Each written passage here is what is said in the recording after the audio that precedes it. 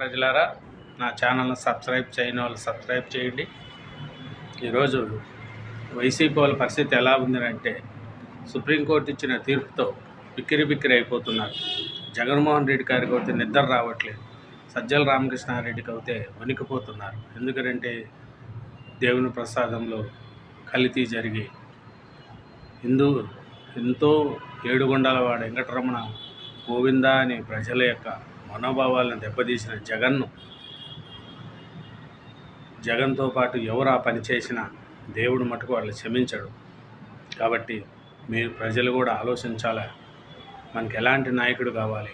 5 సంవత్సరాల అధికారాన్ని ఇస్తేనే ఆంధ్ర రాష్ట్రాన్ని నాశనం చేశాడు. ఇంకా కంటిన్యూగా ఇచ్చి ఉండింటే ఆంధ్రప్రదేశ్ నాశనం అయ్యేది. కానీ చంద్రబాబు నాయుడు గారు వచ్చి మనం మంచి చేశారు. Thank you very much.